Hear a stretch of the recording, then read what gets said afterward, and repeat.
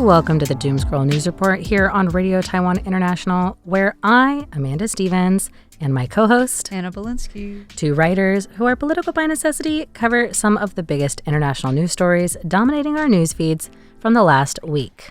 I'm your host, Amanda Stevens, and, well, I'm the one hosting the episode this week.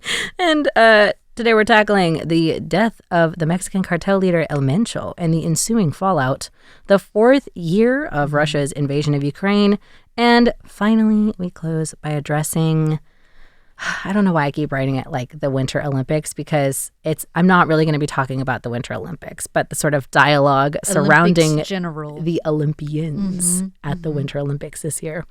So yeah, Hannah, how are you doing? What's up with you? Did you watch any of the Olympic events? I tried, but the videos that I wanted to watch, namely of the figure skating performances, are blocked in Taiwan. So I'm going to have to set up a VPN to watch that. You know, I did see the figure skating videos. However, I was always in public and they had the music turned off. Oh, there was no sound. You hear the song. Right. So it was sort of like, it sort of was kind of hollow because I was like, I don't know enough about figure skating to know like that's a good move. I was like, I want to hear the music that they're performing this to. I usually don't have the stomach to watch it live because there's just like so much riding on that performance, and like if they fall, really? I just want to die on their behalf, you know. I usually love watching the Winter Olympics way more than the Summer Olympics because I have performed more of the Winter Olympic sports. Yeah, you've skied. Yeah, I've skied. I've done ice skating. I'm not nearly as good as any of these guys at them, but it's fun to watch them and be like, oh yeah, that's really hard to do. Yeah, that's crazy. Yeah. So I love the speed skiing and stuff, but the time difference made it hard for me. So I didn't see any of that. Anyway, going over to another side of the world, Mexico. Last weekend, Mexico's most wanted drug lord, Nemesio Osegure Cervantes, a.k.a. El Mencho, was killed in a special operation attempting to arrest him.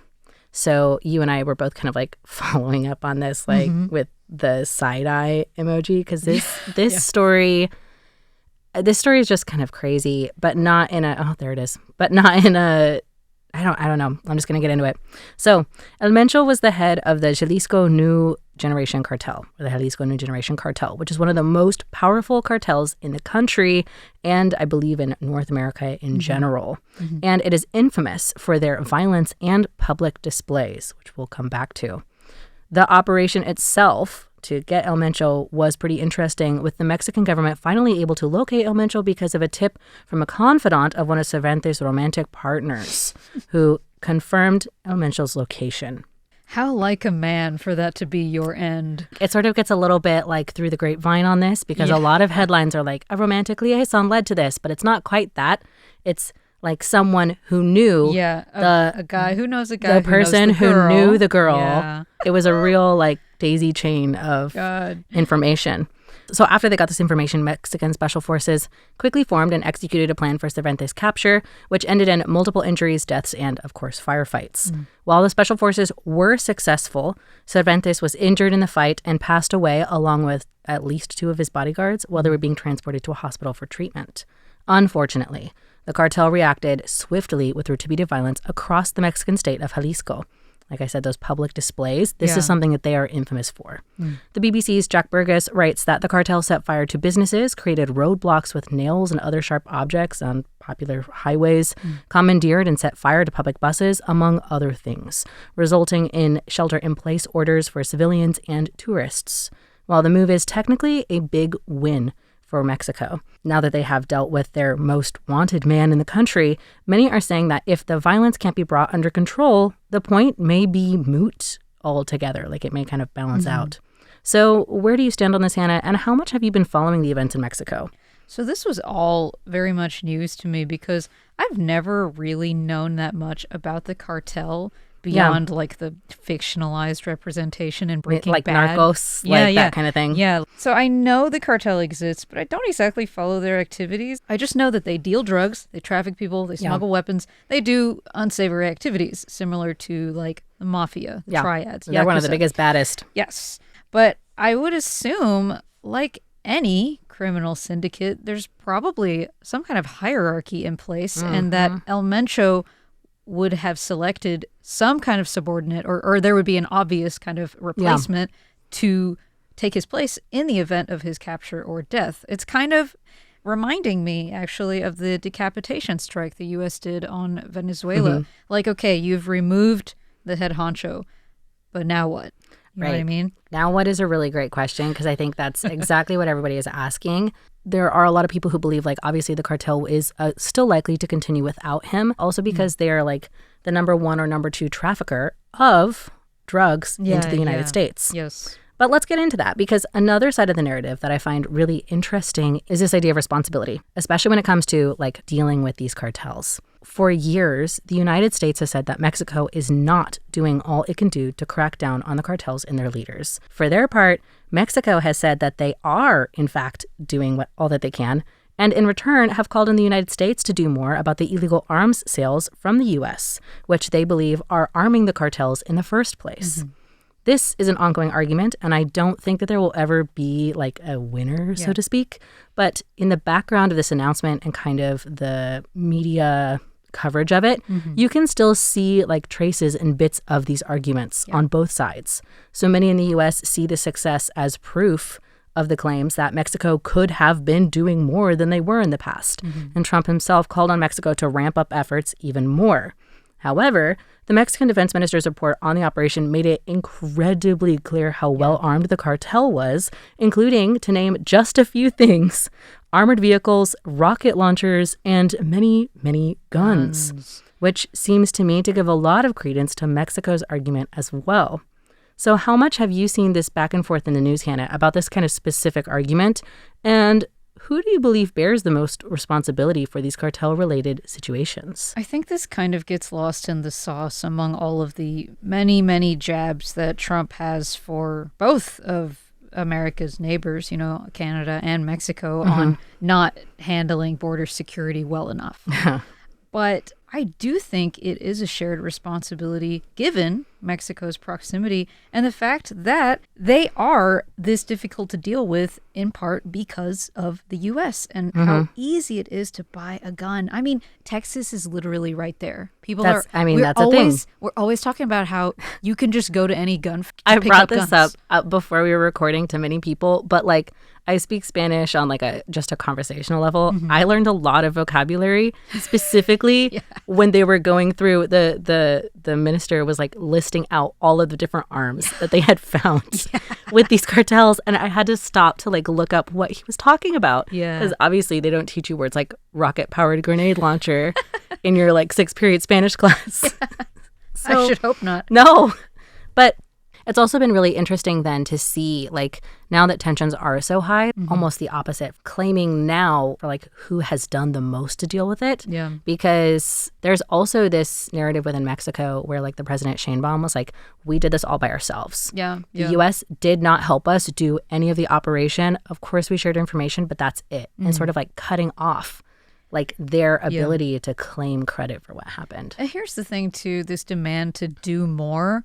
I mean, there were, I believe it was 70 people killed in the wake of this strike. Like in the first few days after. Not even like, it's not even total. The week. Yeah, we don't, I feel like it was in, like, the next 2 days after. Yeah, so dozens of people, civilians included, have died because this happened and then the cartel reacted. Yeah. So, I mean, if they were to do more, they would need to be way more prepared, because it would be like civil war, basically. I mean, it's really easy to say, like, you should really put yourself on the line when you're not going to be the one who's in the line of fire, right?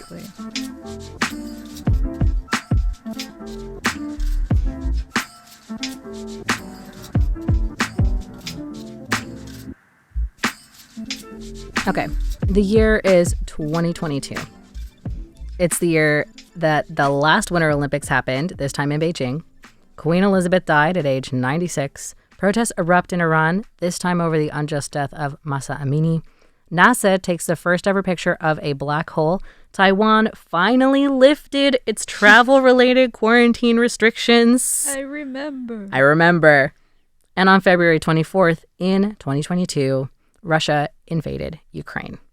So we just passed the 4th anniversary of the beginning of this aggression. We did. And that's kind of what we're going to be talking about for this segment. We're kind of like doing a recap and like, where are we right now? I know I'm not the only one who didn't think that the war would drag out for 4 years. But to be honest, I was even surprised that it happened in the first place. That's another reason I wanted to go through everything that was happening that year. A lot was going around in the world. Yeah. And to this day, I sort of feel like the event snuck up on me. Of course, after the breaking news, I remembered the seizing of Crimea in 2014 and how like that had just kind of happened and nobody really knew what to do about it. But I remember feeling like really blindsided by it, and it seemed very big and scary. So how about you, Hannah? Was this something that you saw coming at the time? And like, did you have any predictions about where the conflict would lead to? I am no expert. I mean, I wouldn't have been able to predict this for sure. It was also not very high information at the time. What I do recall is a bunch of people reaching out to me as if China was going to do the same thing to Taiwan the next day. It did cause those fears. They were like, are you okay? And I was kind of thinking like, I'm fine. You know, this, I'm not saying it's irrelevant, but like, it seemed a bit misplaced. But I would say even before the conflict really kicked off in 2022, I've mostly relied mainly on the insights of my friend who is Russian American and has like a properly native understanding of the Russian mindset, as it were. Yeah. And his opinions have more or less governed what I think and what I know about this war, which is that Putin will probably stop at nothing to achieve his ends. Now, what I couldn't have predicted was just how much fight the Ukrainians have and how much they've been able to withstand. I think that's pretty amazing. So last Tuesday was the 4-year anniversary of Russia's invasion in Ukraine. So a little recap. The war has cost both sides an enormous amount, and I'm not even talking financially, but in lives lost. As many as 1.8 million soldiers are estimated to have been killed, wounded, or missing on like covering both sides of the conflict, according to reporting by the AP on PBS. Ukrainian President Volodymyr Zelensky claimed that over 55,000 soldiers have died in the conflict, with outside organizations claiming the real number, including missing, is much higher. Casualty estimates range anywhere from 200,000 to 600,000. Russia has now lost more than any single allied power in World War II, with casualty estimates anywhere between 186,000 to 1.2 million. That is a really huge range. Dude. So glad you said that, because as with other conflicts like this, neither side gives timely casualty data. So you can see that the numbers vary a lot. While I did see like this number, 186,000, I also saw like every article was like, oh, but it's also probably like a lot bigger. Yeah. Anyway, 2025 was the deadliest year for civilians in Ukraine since the start of the war, with nearly 2,500 civilian deaths and 5.9 million civilians having left the country. That's not even getting into how many people have been displaced or had to move. Yep. As of a week ago, Russia currently controls 19.4% of Ukrainian territory, but only 0.79% of that was gained over the last year of conflict. And I want to point out, because I was looking at some like videos describing this, most of that territory was gained at the very beginning of the war, like the first year. And then it's just felt like dug in trench warfare since then. It's truly been a war that, in my mind, has been defined by this grinding pace with small gains for both sides at extremely high cost, including when it comes to peace talks, which seem to be scheduled and canceled with growing regularity. The last one happened like 2 weeks ago and ended after 2 hours with no progress. Go figure. What has stuck out to you about the conflict, and perhaps like what have been some of the hallmarks that have defined it in your mind? I think the use of drone warfare has really dominated my impression of this conflict. I mean, you can see footage of people contending with drones. I mean, my own father has sent me footage of this, but it's very weird and unsettling to, in a modern crisis scenario, to be able to have such an up close and personal view of what's happening. Unfortunately, I think everyone has also been kind of eyeing it as a testing ground for these, high-tech new warfare tactics and how they do in real-life situations. So it's just really stuck out to me how war has never been so broadly visible. Yeah.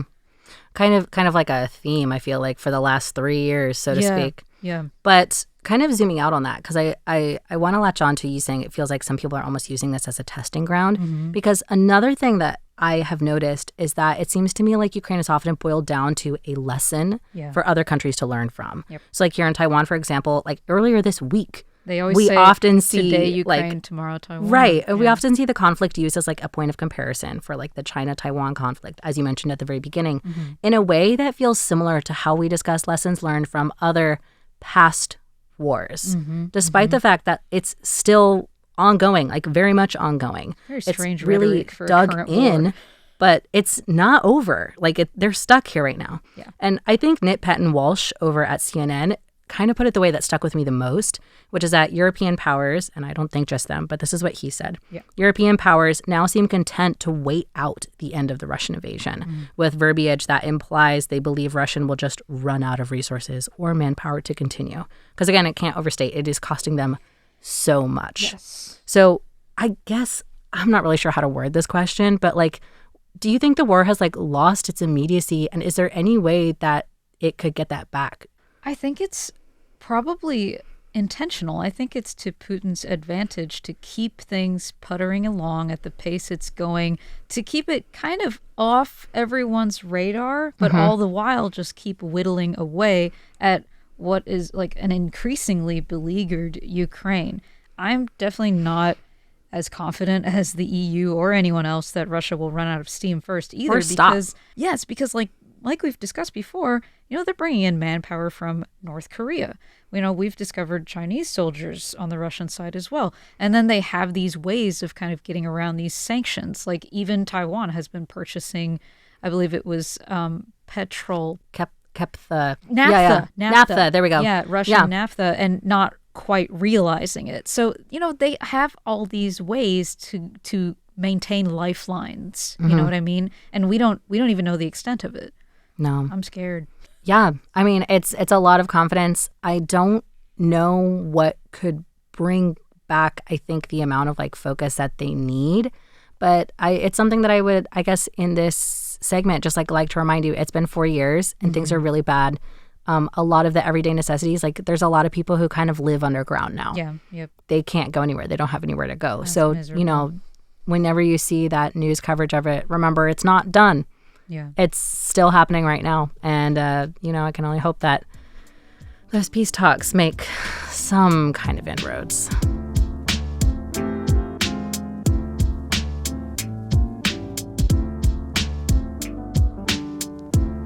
Okay, so we're going to wrap up with kind of a lighter topic. It's fairly light. I think so. I think it's an interesting conversation. Yeah. So I want to discuss not really the Winter Olympics. Sorry, everybody out there. They just wrapped up last week. Yeah. Taiwan participated. Love that for us. Woo! And so did the U.S. and China, which is where our conversation today starts. Because we're American. And I saw a lot of rhetoric around two athletes in particular with very close stories. Very similar. That of Eileen Gu, who trained in the U.S. but skied for China, and Alyssa Liu, whose father fled China as a dissident, and she won a figure skating gold for the U.S., where she lives now. I think obviously there was a lot of rhetoric, or I think it's obvious why there was a lot of rhetoric online about these two athletes. Big flashpoint. Right. Also, like the fact that their stories are really similar. These two women have a lot in common. They're both like trailblazers and amazing athletes. But I don't think that there would have been as much discussion comparing them if they weren't Chinese. Oh, definitely or not. half Chinese, right? Definitely not. Yeah, they're both half Chinese. So although the thing that really kind of stuck out to me is this is happening at the same time that I saw a lot of discussion on my feed about a trend that I actually haven't seen, but I'm hearing a lot about. This thing called Chinamaxxing, or a meme that goes, quote, "I'm at a very Chinese time in my life," end quote. So, like, do you have any? So, I have seen this as like examples of people putting this quote over them, like making tea with dried vegetables and like, or like wearing slippers in their house, listening to like those like catchy songs, dun dun dun dun dun dun dun dun dun dun, right? But I actually haven't really seen the trend. I've just seen people discussing the trend. I think it's just a way for people to kind of, how can I put this? It's almost like a way for the left to trigger the right in some regard. Oh, really? I interpret it that way because, I mean, I don't want to say China is enemy number one, but I mean, they are a major global rival for the United States. And so taking on or absorbing or even becoming Chinese, taking aspects that's of the another culture, one. I'm becoming Chinese. It's like I am going over to the other side kind of thing. Well, let me hone on that just for a second before we wrap this up, because I found it crazy that these like two conversations were happening at the same time. Now, granted, a couple of caveats. I do not think that they were happening within the same demographic spheres. Definitely not. So a lot of people who were upset at Eileen Gu and praising Alyssa Liu were loud kind of mouthpieces, but that included a lot of public mouthpieces, while this Chinamaxxing thing is a very young trend, a very like hip trend, a TikTok trend thing. Definitely. But it did kind of stick with me that like these two very discordant views of China were happening at the same time. Yeah. And I'm going to ask your opinion on this, but I find it really interesting to kind of see the ways in which, while the U.S. and China have very high tensions, different elements of the population are dealing with that. And so I want to ask you, like, what's your temperature check? I think you might have already given it to me, but like, how is it that you think these two things, this sort of like calling Eileen Gu a traitor to her country and at the same time, this like online pining that seems like the youth is also wishing to do the same thing. How do you think they're happening at the same time? Are you in a very Chinese time in your life? Like, what is this? Well, technically, I've always been Chinese. You don't have the choice of not being in a Chinese time in your life. I was born in a Chinese time, I would say. But if we go by the meme standards, for sure, yeah. I think the beauty of this discourse is just how deliberately obfuscated it can be. You know, you interpret it the way that you want. And what I found actually really interesting is how Chinese people themselves are viewing the meme. Yeah. Some of them believe that it is a sign that China is finally getting some soft power. And I think they are deluded, unfortunately. Like, it's literally, I'm sorry, guys, it's just a TikTok meme. You guys are not going to have the South Korea moment that K-pop is having. You're going to have to come up with something else, okay? You're going to have to keep it going. You got to start putting out the hits. You know, 水花飘飘 is not really going to, it's not going to do it for everybody. Is that song? 水花 Oh, yeah. So, yeah, I think it's fun. The fun thing about the internet, about memes, is like, you know, it is whatever you think it is at the end of the day. It's an interesting, it certainly was an interesting sort of, I don't know if it was a flashpoint, but it was a really interesting time to be so online. Everybody's triggered. I was triggered too. I mean, you were. I was. Makes sense. I was happy when I saw Eileen Gu get 2 silvers. I was confused. And then I was mad when she got gold. And then I was happy when Alyssa Liu got gold, you know? I was the meme of that like lost person in the middle where it was like, I don't really understand what's happening. You're not missing much, but it's okay. Fun. It's just another internet moment for everyone. Yeah. So anyway, that's kind of your internet. That's your internet temperature check to kind of wrap this up on a lighter note. And that's all that we have for today's news report. This is a quick reminder that you can find all of our referenced articles, including one on Chinamaxxing, in the show notes for today's episode. I'm Amanda Stevens. I'm Hannah Belinsky. And thanks for joining us on air today. Tune in tomorrow for more programs by Radio Taiwan International. And in the meantime, remember to stop scrolling and touch grass. We'll see you next time.